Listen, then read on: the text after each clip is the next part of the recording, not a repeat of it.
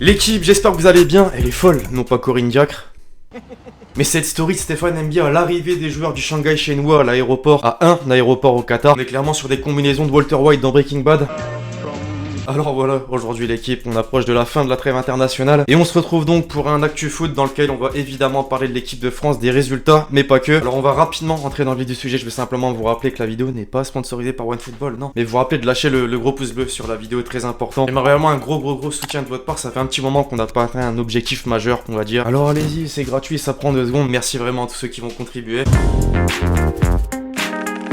La revue de presse d'abord, ça va devenir une habitude dans la série. Avec les quelques unes du journal L'équipe au cours de ces derniers jours, l'équipe de France devait se rattraper après son faux pas en amical face à la Finlande. C'est mission accomplie. N'Goléador, Kanté a libéré l'équipe de France avec une victoire face au Portugal. On devait clairement marquer 2, 3, voire 4 buts concrètement. Le principal est fait, on est qualifié pour le Final Four de la Ligue des Nations. Ronaldo n'a toujours pas inscrit le moindre but contre l'équipe de France en 6 affrontements. Et ça me fume la presse portugaise qui place un au revoir en une avec Ronaldo. En dehors de ça, en France, carton d'audience concrètement pour l'équipe de France. 7,2 millions de téléspectateurs ont suivi Portugal-France sur TF1 donc. Et c'est en fait la meilleure audience d'un match de l'équipe de France depuis la Coupe du Monde 2018. On continue donc avec les unes du journal L'équipe. Peut-elle tenir Corinne Diacre, donc évidemment, en tant que sélectionneuse de l'équipe de France? Alors je pense moi, comme vous, qu'on n'est pas légitime de faire quelconque commentaire à ce sujet dans le sens où on suit pas énormément le football féminin. Clairement on est d'accord. Mais voilà, ça a pété et c'est une véritable bombe. Après les déclarations d'Amandine Henry sur la sélectionneuse de l'équipe de France, on se demande réellement si Noël Le Graët va agir, va la mettre de côté, la prolonger. On sera normalement très prochainement. Après bon, généralement quand il y a un problème en équipe de France, Noël Le Graët c'est bien connu, RAB, rien à branler. On revient chez les hommes avec la dernière une du journal L'équipe et cette victoire des Bleus face à la Suède, cette fois-ci 4-2. Gigi se rapproche de plus en plus de Thierry Henry dans le classement des meilleurs buteurs de l'histoire de l'équipe de France. Il n'est plus qu'à 7 buts du record. Qu'on l'aime ou qu'on ne l'aime pas, concrètement il fait le taf en équipe de France. Du moins en amical, on va pas se mentir, il a pas mis un triplé en Coupe du Monde par exemple. Petite mention également pour Pavard qui nous a fait une Pavard. Second poteau Pavard. C'est son deuxième but en équipe de France donc après le premier. En Espagne maintenant, As ce matin revenait sur la victoire historique de l'Espagne face à l'Allemagne hier 6-0. Force aux 2 meilleurs gardiens du monde, 2 Allemands, Ter Stegen, Neuer, qui ont tout simplement pris 2 roustes cette saison, le 8-2 donc Ter Stegen avec le Barça et ce 6-0 Neuer avec l'Allemagne. Alors c'est historique aussi puisque l'Allemagne a tout simplement subi sa plus large défaite depuis 89 ans. Vraiment. L'Espagne qui est donc la deuxième équipe qualifiée pour le Final Four de la Ligue des Nations avec l'équipe de France. L'Italie de son côté continue sa belle série d'invincibilité, plus de 20 matchs sans défaite. Les quotidiens italiens s'en réjouissent forcément. L'Italie parfaite, notamment après la victoire face à la Pologne 2-0. Ce soir, match déterminant contre la Bosnie-Herzégovine et pour potentiellement une place pour le Final Four de la Ligue des Nations. Pareil d'ailleurs pour la Belgique qui s'est tranquillement imposée face à l'Angleterre 2-0 et qui devra donc au minimum faire match nul face au Danemark ce soir. Grosse force cette fois-ci à Jürgen Klopp. Pourquoi? Cette fois-ci c'est Anderson qui va à l'infirmerie. La liste s'allonge. Henderson, Alexander-Arnold, Gomez, Chamberlain, Van Dijk, Robertson, Thiago, Fabinho sont blessés à ça. Il faut également ajouter Salah qui a chopé le Covid. Ah voilà, c'est compliqué. En parlant de Covid, d'ailleurs, on revient en Espagne avec Mundo Deportivo qui a fait sa une sur Suarez dernièrement. Il a lui aussi été contrôlé positif et manquera donc le match face à son ancien club, le Barça, ce week-end. C'est vraiment dommage. Petite touche de mercato cette fois-ci. On revient en Italie avec la Gazzetta dello Sport qui estime que l'Inter va proposer un échange Eriksen-Paredes. Et il faut savoir aussi que Calcio Mercato, je viens de le voir là dès maintenant, estime que la Juve va proposer un échange Dybala-Icardi. Wanda Nara, l'agent d'Icardi et femme d'Icardi donc, connaît bien le directeur sportif de la Juve. Enfin, avant de basculer sur un autre sujet, on revient en France cette fois-ci avec le président Macron qui a littéralement taclé la LFP. Et notamment dans cette affaire Mediapro. On sait l'importance macroéconomique de ce contrat, je vais vous dire franchement les choses, c'est un contrat de fou. On avait averti la Ligue, on savait que ce contrat était fragile. Je pense que les personnes qui l'ont négocié n'ont pas été très sérieuses. On s'est tous mis dans une situation impossible. Comme toujours lorsqu'on pense qu'il y a des situations mirifiques qui existent. Nous, on va garder des mots de la langue française un peu plus simples. Et voilà, concrètement, ils pensent comme moi. Comment la LFP a pu accepter un contrat pareil sans condition, sans vraiment être sûr du truc?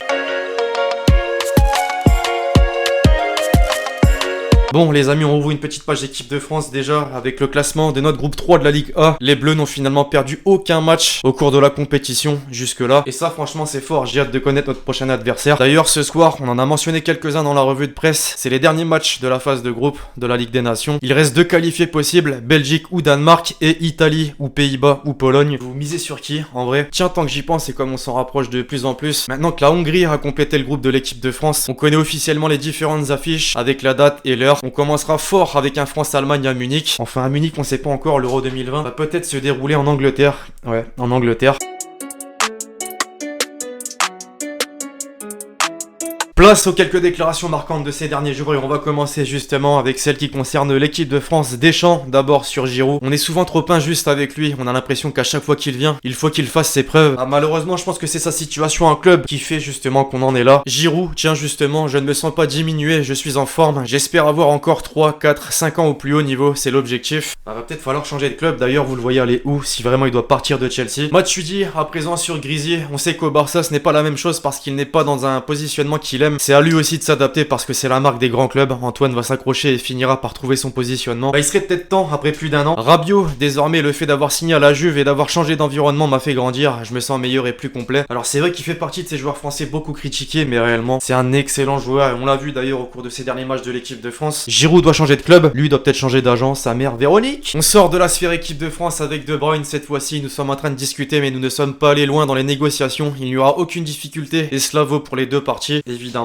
vous l'avez compris sur sa prolongation de contrat à Manchester City, c'est sur la bonne voie. Un ancien de Chelsea, Fabregas, qui donne son avis sur un joueur actuel de Chelsea, Ziyech. Il fait partie de ces joueurs qui n'ont pas besoin d'être guidés. Il fait bouger les choses, des choses auxquelles les défenseurs ne s'attendent pas, et c'est pour ça que Chelsea pourrait être si puissant cette année. Il a raison, d'ailleurs Ziyech encore performant avec le Maroc. Enfin, un autre ancien joueur qui vante un joueur actuel. Figo sur Dembélé. Si vous me demandez quel footballeur me rappelle ma façon de jouer, je vous dirais que j'aime beaucoup Ousmane Dembélé. Il a eu de la malchance avec ses blessures, mais il a un potentiel énorme. Celle-là, en vrai, je m'appelle Dembélé, je l'encadre concrètement, je l'affiche dans mon salon. Figo, bordel. Alors dans le dernier épisode de la série, Twitter n'était pas vraiment content de cette désillusion des Bleus face à la Finlande. Heureusement, c'est bien rattrapé. Imagine Giroud bat le record de buts d'Henry. Non, je rigole, mais imagine quand même. C'est vraiment le genre de tweet qui me fait le plus rire, cet enchaînement de réactions, d'images. Le CM de Winamax, et oui, encore lui, toujours présent. Un centre de Sissoko, une tête d'Olivier Giroud, c'est le football qu'on aime. Avec le meilleur des sourires de Deschamps. À chaque fois que Marc Goton fait référence à la finale de l'Euro 2016. Ah ouais, obligé. Personne, les Français quand Giroud sera à un but du record de Thierry Henry. Donald Trump, stop the count. Le beau clin d'œil aux élections américaines. Second poteau Pavard.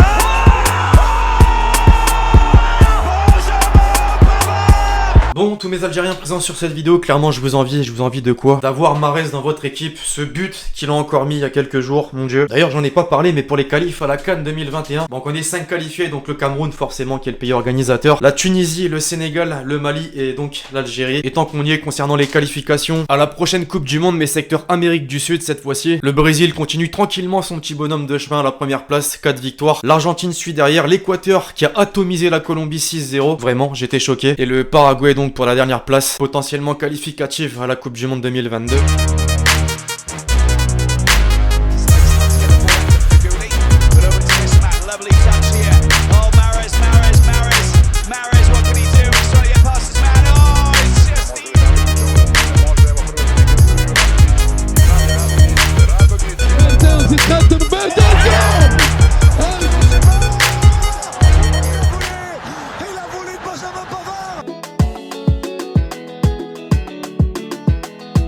Enfin, pour finir, comme d'habitude, la question de l'abonné. Pour toi, qui sera en finale de la LDC cette saison? D'ailleurs, vivement le retour de la Ligue des Champions la semaine prochaine. Bah, clairement, c'est pas facile quand on est seulement dans la phase de poule d'essayer de voir dans le futur, d'imaginer qui sera qualifié pour cette finale. Bah, il y a quand même des favoris, on va pas se mentir, le Bayern déjà. Et je sais pas, je vois bien Manchester City aussi aller bien loin. Quoi, c'est peut-être la bonne année. Bref, voilà l'équipe, c'est tout pour l'actu foot du jour. J'espère vraiment que vous l'avez kiffé. Je compte sur vous, c'est le cas, pour lâcher le gros pouce bleu, très important. Pensez à lâcher le commentaire avec votre question pour le prochain épisode justement. Puis d'ici là, on se retrouve très vite sur la chaîne pour de nouvelles vidéos. C'était Lexity.